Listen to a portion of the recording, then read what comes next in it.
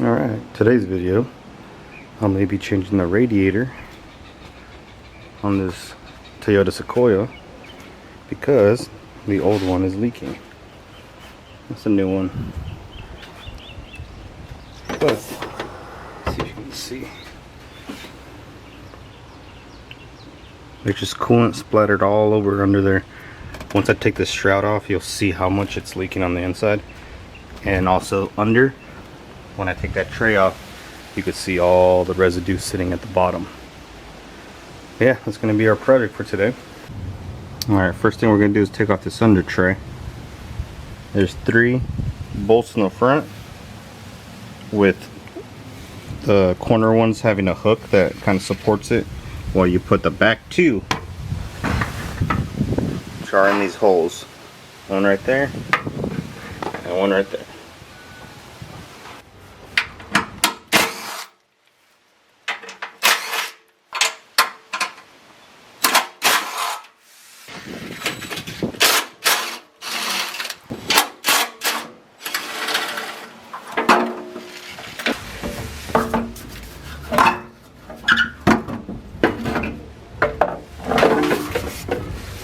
You can see all the coolant that's been spilling over time.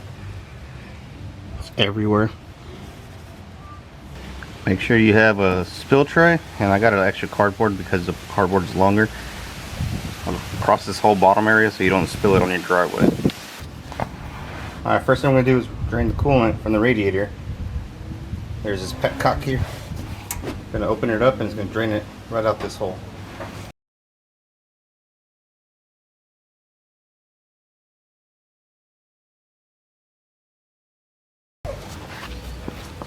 Now we're going to take off the lower radiator hose.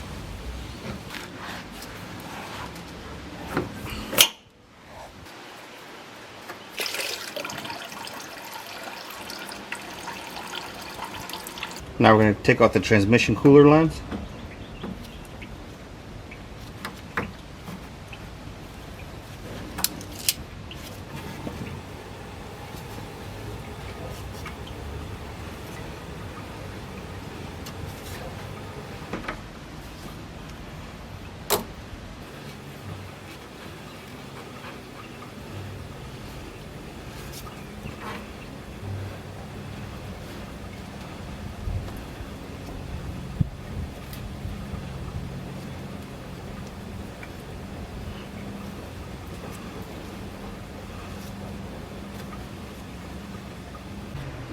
Now we're going to take off the bottom shroud, bottom half of the shroud.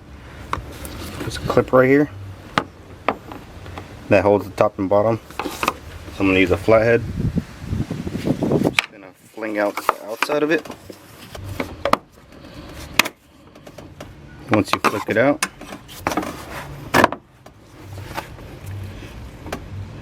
all you're doing is lifting that edge to get the nub out of that hole, and then you can pry it out. And this is the passenger side, same thing.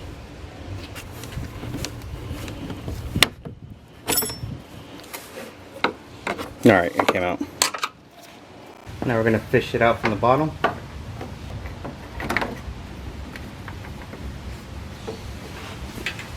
Got it? It's only this little piece. Now we're going to get the top hose.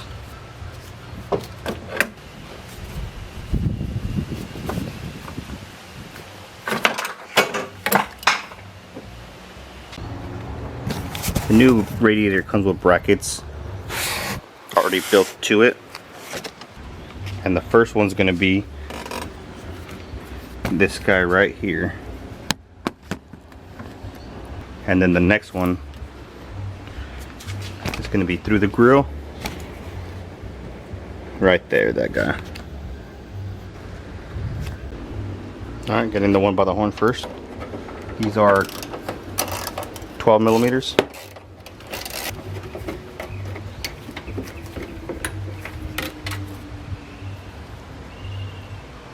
And here's the next one through the grill. It's right next to the air conditioning line, the condenser line.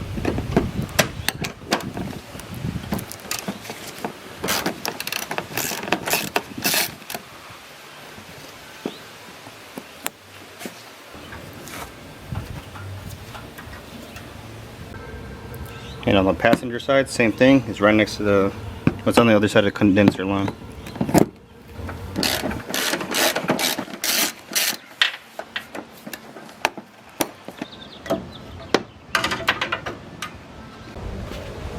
And here's the last one.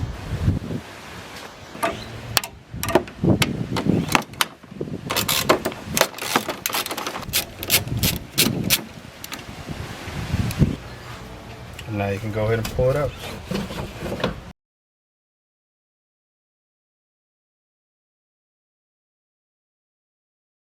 And to hold the radiator shroud, it's just 4 10s on the corners.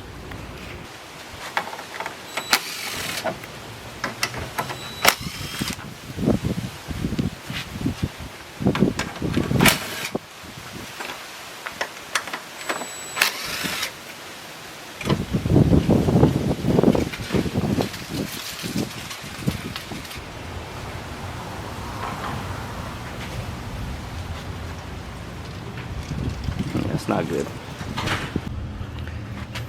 Alright, so the new one doesn't come like this foam padding that prevents this from rubbing up on the radiator support. So I'm just gonna, I took it off the old one. I'm gonna put some 3M tape, double-sided tape, and then I'm just gonna put it on, at least so something's holding it. Now I'm gonna put the shroud on.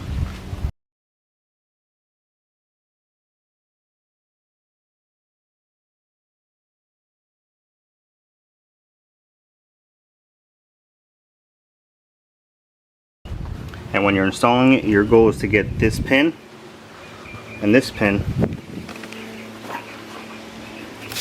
into this hole right here. And this hole right here. And that's what kind of supports it in there. And it can hold it while you're putting the bolts in.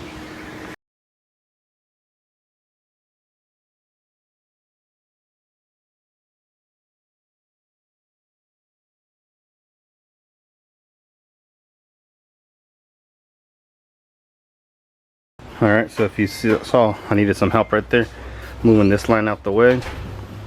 Running into the sensor for the air conditioning. And running into the fan. So have an extra pair of hands if you can. Not necessary, but that really did help. And I really didn't want to risk hitting the fins of the radiator, of the new radiator. And you can see why I wanted to put this back.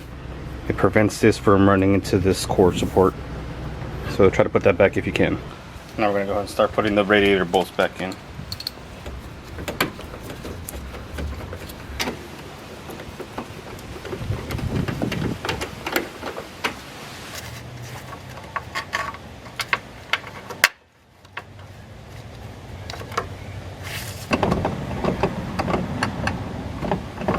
I can't get a good camera angle because it's very minimal room in there, so I got these little claws that I'm going to hold this one, and I'm going to, you can see the extension right there. I'm going to use the claws to put it into the extension with the socket.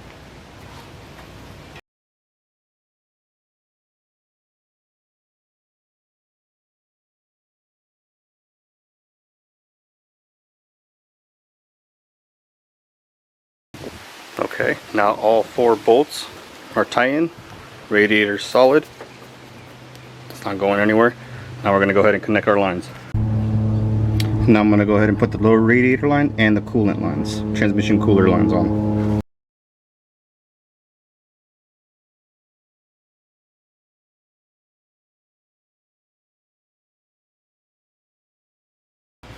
Now we're going to put this top radiator. And now all we got to do is fill it up. Yeah, once again I forgot to record. All I did was just top it off right now. I'm trying to get all the air bubbles out. So what I'm going to do right now is I'm going to start the truck with this open. I'm going to lift this up actually. Lift it up so the top of this radiator is going to be the highest point. I'm going to run it with the heat on high. And I'm just going to let it bleed the system in. It's going to suck it up from the bottom of the radiator through the water pump, through the engine. It's going to go through the heater core. And then when it comes back through the top of this radiator hose, the air is going to be coming out right here. And then you can't really tell, but it is lifted on one side, getting this left hand up. So now I'll go ahead and start the truck.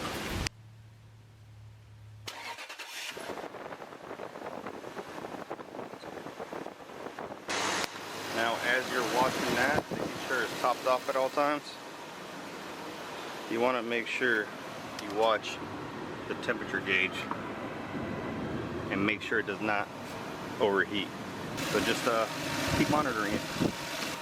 So I'm going to sit here for like 5-10 minutes, see what happens. As you can see, the temperature is going up with you can't see the cap's not on, but it is building temperature. So now you want to stay here, make sure you're keeping an eye on it. And another thing I forgot to say was make sure you keep looking under for leaks. That was from the earlier when I drained it, when I took off the petcock and it flew everywhere. So that's not leaking. Gotta put that clip back on the lower shroud. But yeah, you want to make sure. There goes the fan. You want to make sure your hose connections are not leaking.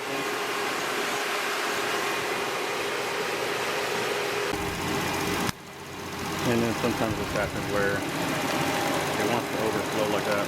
And now I'm going to go ahead and cap it off.